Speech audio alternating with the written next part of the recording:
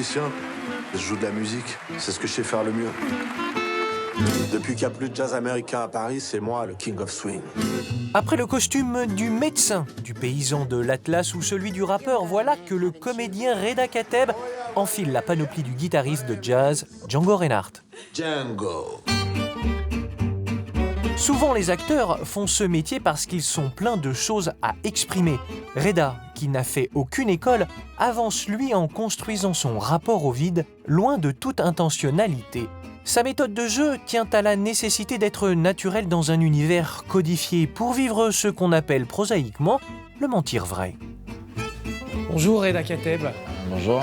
Contrairement aux apparences, je suis venu prendre une leçon d'acteur et pas une leçon de musique. Parce qu'on va essayer de faire un peu la lumière sur ce continent qui nous paraît obscur, qui est le métier d'acteur.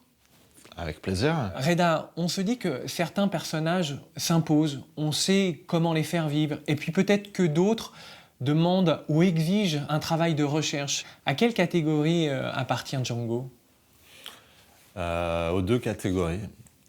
C'est-à-dire qu'il s'est imposé à moi comme une évidence, c'est-à-dire que tout en connaissant assez peu de choses finalement sur sa vie, etc., j'avais envie de le jouer et en lisant le scénario, je me suis posé aucune question sur mon envie de faire ce film. Et en même temps, même si j'avais du coup un rapport intime avec mon image de Django, j'avais beaucoup de recherches à faire et tout un travail de préparation pour essayer de lui être fidèle et d'être libre à la fois, quoi.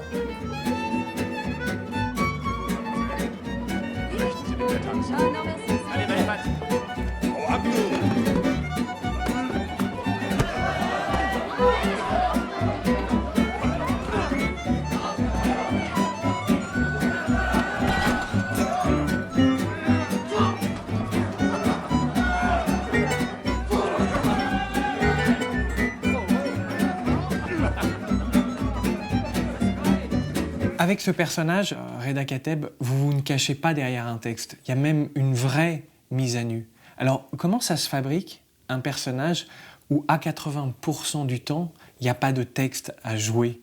Pour moi, jouer, c'est beaucoup donner le change, en fait. Rendre le change des gens que j'ai en face de moi, des lieux dans lesquels je suis, des situations dans lesquelles je suis, et ne pas chercher à faire.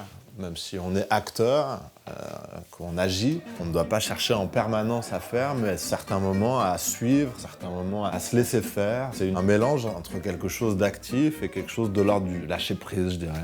Mais par exemple, dans cette séquence-là, il y a des spectateurs qui font écran pour ne pas vous voir. Est-ce que le réalisateur vous dit son découpage, vous dit la focale pour que vous ne sentiez pas la caméra ? Quand je vois comment les caméras s'installent et les éclairages, etc., je sais globalement comment est-ce que je vais être pris ou sans même discuter de ça avec le réalisateur, je peux demander au chef opérateur juste le cadre, quoi, cette chose-là.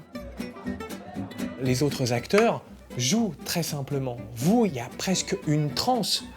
Alors, j'ai pris un cours avec mon professeur, Victor. Il me dit, la guitare classique, c'est celui-là, on met un repose-pied et on pose la guitare là. Vous, on sent qu'elle est tout de suite là.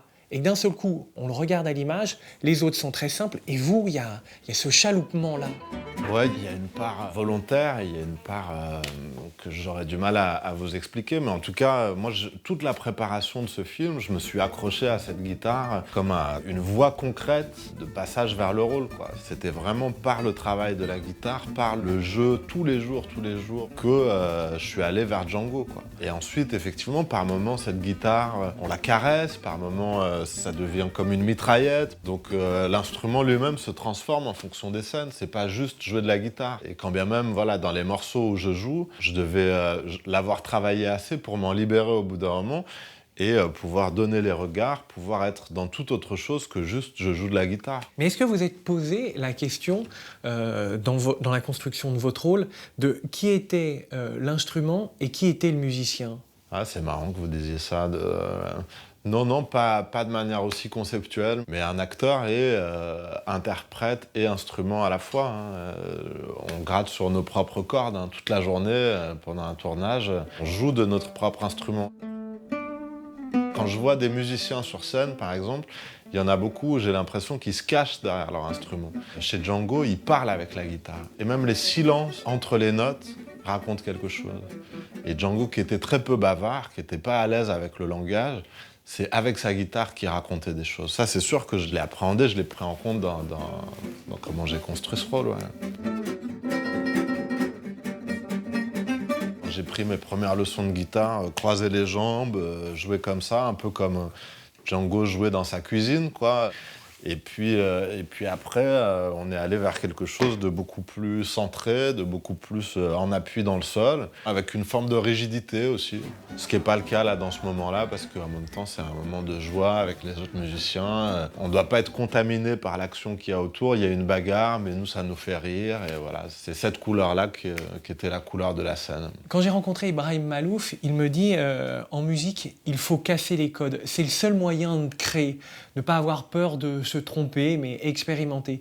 Quel code vous avez cassé pour ce personnage ? Peut-être le code du biopic, je dirais, c'est-à-dire le code de l'imitation. J'ai pas cherché en permanence à montrer que je ressemblais à Django Reinhardt. J'ai essayé de trouver un équilibre entre une fidélité au costume, à l'époque, à sa manière de parler, à plein de choses.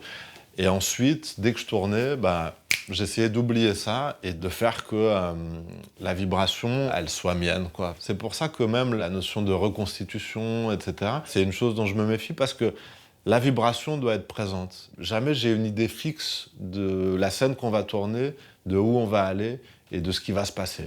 On essaye de faire qu'il y ait un peu de magie qui vienne tous les jours. On pose rarement la question de la mise en scène aux acteurs, et pourtant vous en êtes la pièce maîtresse. C'est quoi pour vous, Reda Kateb, la mise en scène ? C'est savoir raconter une histoire avec 35 sortes de stylos différents, quoi, qui sont d'un côté une matière vivante, celle des acteurs, de l'autre un texte, de l'autre l'image, de l'autre des costumes, des décors, etc. Et c'est savoir finalement prendre toutes ces couleurs et tous ces outils différents pour faire une chose dans laquelle on aura l'impression que la chose est assez harmonieuse pour respirer l'air de la vie, quoi. On finit avec une question rituelle. Aux metteurs en scène que je rencontre, je leur pose cette question : pourquoi filmez-vous ?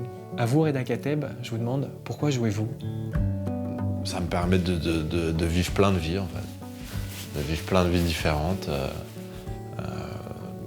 Ça a résolu mon problème d'orientation lorsque j'étais jeune. Et ce métier me permet de me baigner complètement dans la culture manouche et la guitare, etc. Et puis désormais de fréquenter les flics des stupes pour un prochain projet. Si je fais le calcul, finalement, je dirais je joue pour avoir d'autres vies, quoi.